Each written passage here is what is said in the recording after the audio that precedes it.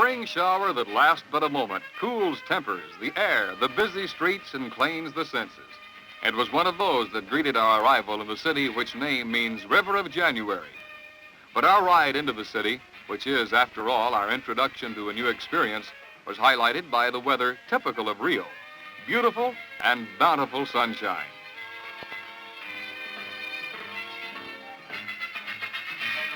Rio is a maze of contrast. It is known as the land of play and make-believe. The people of Rio, the Cariocas as they are called, are visited by peoples of other lands almost to the extent of Chicago, the convention city of the United States. But the Brazilian who lives outside of Rio also has but one dream, and that too is to visit Rio, spend his cruceros, and live for a few days the life that all Cariocas that he has heard about live all the time.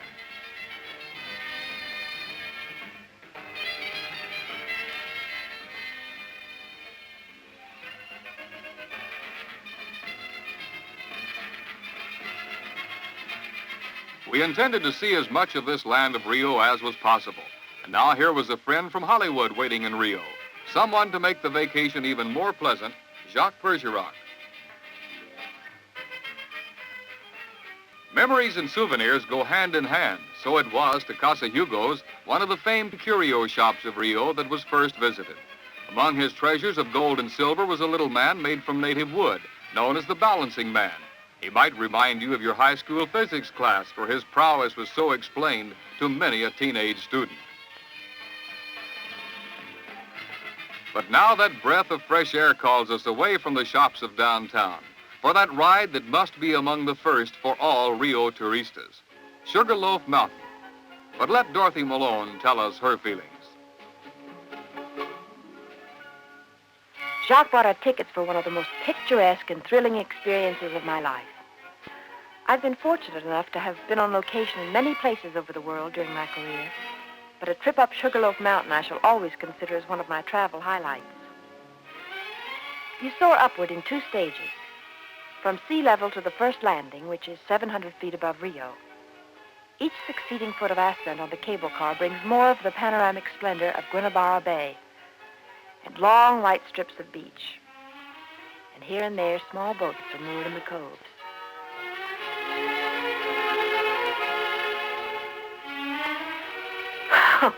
Oh, but I'm windblown. Oh, but heck, what's a vacation for anyway? A time for forgetting your hair and nails and just enjoying yourself. And that's what we're doing. Dad told me the first part of the trip to the first landing was inaugurated in 1912. And this little hilltop is called Urca. Here we found a lovely garden area with shady paths winding about the crag and a wealth of tropic vegetation leading off to a sheer precipice. Jacques mentioned that Sugarloaf itself is about 1,230 feet above the water. And as we looked below, we could see a miniature tropical jungle. Even as small as the top of Sugarloaf is, we still found a restaurant and a TV tower. From here, you have the finest ground view, if you can call it that, of all Rio. To the north lies all of Guanabara Bay. To one side, we saw the capital city of the state of Rio de Janeiro. Below were old military forts. To the south stretches the long white strips of beach for which Cariocas are so proud.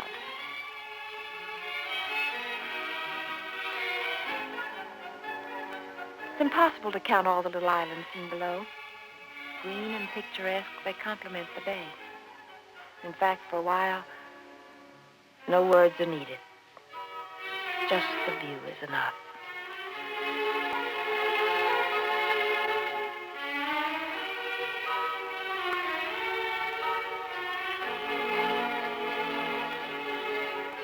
But now for a return to Earth. And for our views of Sugarloaf, we shall be content for a while to look up instead of down.